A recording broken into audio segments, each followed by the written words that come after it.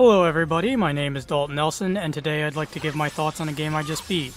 That game being Kingdom Hearts Birth by Sleep Final Mix for the PS4. Birth by Sleep Final Mix is a game published by Square Enix, directed by Tetsuya Nomura.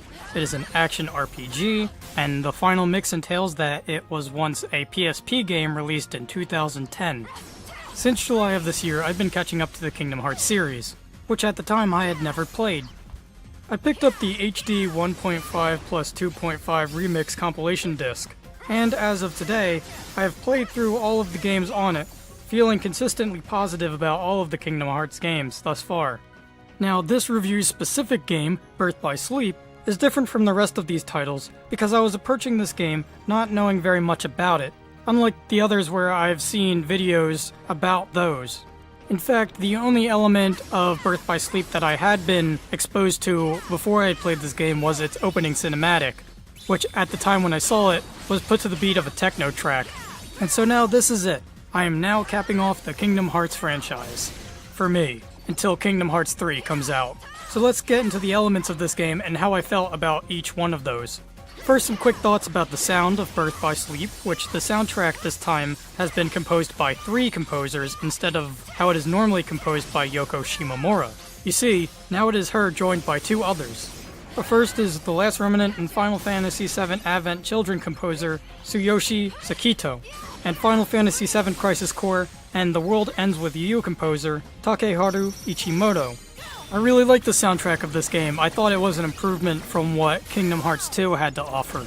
I especially like the beginning track that plays as soon as you start the game. It's very adventurous and energetic. Also, something that I've felt consistently negative upon for the other games is the sound design and the voice acting direction, which I would say in this game has finally took a turn for the more solid and well put together sound design and VA direction within the series. In fact, there was only 2 voices that I really had problems with throughout Birth by Sleep, which was the voices of Terra and Aqua. Otherwise, I thought there were good line deliveries all around, and the scenes didn't sound as empty as they did in Kingdom Hearts 2. Getting into what sets this game apart from its predecessors mechanically, let's start with the command deck and commands. The command menu, the menu on the bottom left of the screen, has now been overhauled into the command deck. Players can shuffle through a list of commands that they can execute at the press of a button. No more submenus, which really helps the flow of combat.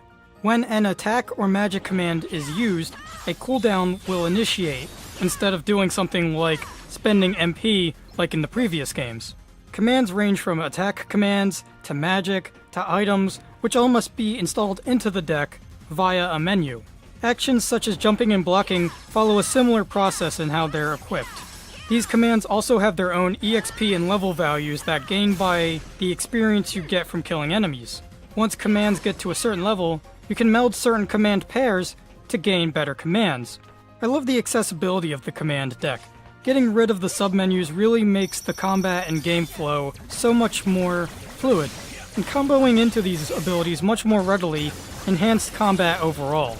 Now, abilities in Birth by Sleep act a little differently than they do in the previous titles. Abilities are gained by melding a pair of commands together with a crystal. The ability you obtain from this meld will stay with this command and will only apply to your character if you have the command equipped. However, if you level up that command to its max, that ability will now be applied to your character forever. This change in how you acquire abilities, coupled with the change with the command deck, really encouraged using different commands and created a curiosity that made it engaging to discover just what you would unlock next. Focusing a little bit more on combat, during combat, using certain commands will sometimes trigger your character to go into something called a command style. A command style would change the combat of your character and glow your character into a colored aura. Command styles also changed your character's finish. A finish happens when your character lands a certain amount of hits within a certain amount of time. A visualization of this is a fill bar located above your command deck. Finishes can be leveled up by meeting certain requirements, and certain trees of finishes can be accessed by learning certain finishes. I really like command styles as they prevented the combat of this game from feeling as repetitive some of the other games could be. However, I didn't quite warm up to finishes as I did command styles, as I found that they only interrupted the flow of combat rather than helped it. And learning different finishes was more troublesome as the conditions to unlock more are not revealed to the player. For example, I went through the entire game without accessing the red tree of finishes or even gaining a point for it. So I felt like they could have been more clear towards the player on how you earn different finishes. And speaking upon helping the player, whereas previous titles had summons, Birth by Sleep here has D-Links. D-Links, or Dimensional Links, when activated, will change the commands in the player's command deck to commands that represent who you choose. For example, Snow White gets you Sleepy, Doc, and Grumpy commands, as well as the D-Links change your finish. Some D-Links can even change your combat style. D-Links can be powered up by doing something with defeating enemies. I don't know exactly what you needed to do, but sometimes a star-shaped object will float out of a defeated enemy. Collecting this will power up whatever link you're using at the time. And these upgrades you get are seriously useful, doing things like doubling XP and automatically healing you.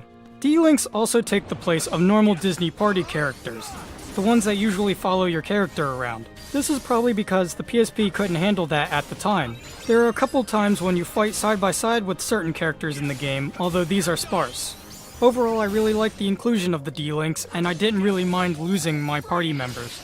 Now, something that really appeals to players is what kind of Disney properties they choose when they make another one of these games. And I think this game's selection of properties is my favorite out of the bunch, as a majority of the worlds in the game are based off of older Disney properties like Snow White, Sleeping Beauty, and Cinderella. This fit really well with Birth by Sleep being a prequel to the entire series. I really felt like that was smart property selection there, and a cleverness that I was looking for in Kingdom Hearts 2. As for what happens in the game, the story this time around is split into three, with three different protagonists. You have Terra, who is Anakin Skywalker, you have Ventus, who idolizes Terra and wants to reach him, and you have Aqua, a caring Keyblade master who looks out for her friends.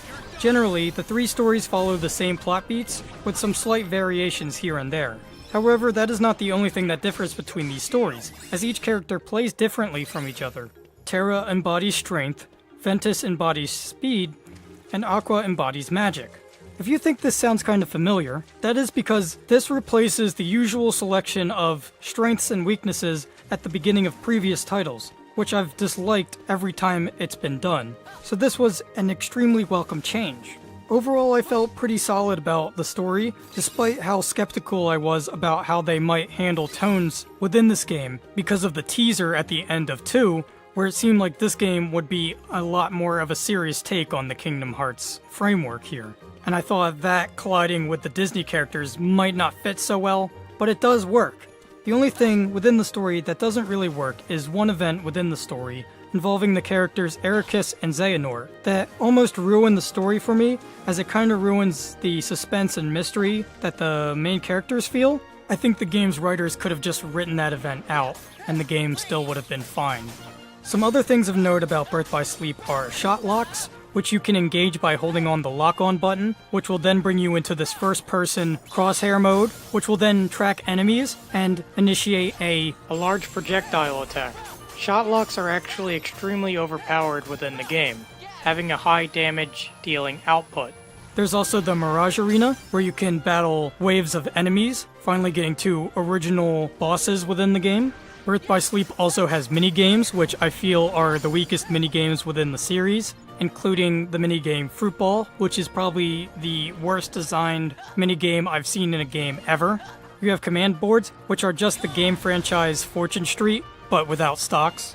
And finally, I do have a gripe with how the camera works in this game.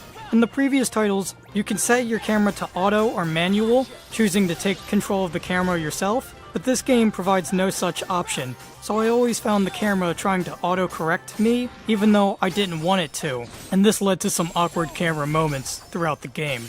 But to conclude the review, I think Birth by Sleep is the best Kingdom Hearts game I've played thus far, as the additions of the command deck and D-Links, as well as the multiple storylines, improved the formula so much that really makes Birth by Sleep a step above the rest. I'm going to give Birth by Sleep a final score of an 8 out of 10. It's nice to have finally experienced the Kingdom Hearts franchise, And while I don't think I have the same passion as some other fans of the franchise do, I get the appeal of the premise, and I do kind of like the mix between the third-person beat-em-up and the RPG. So that concludes my review of Kingdom Hearts Birth by Sleep. The next franchise I will focus on is the Mega Man franchise. I will be reviewing 1 through 11, so look forward to that.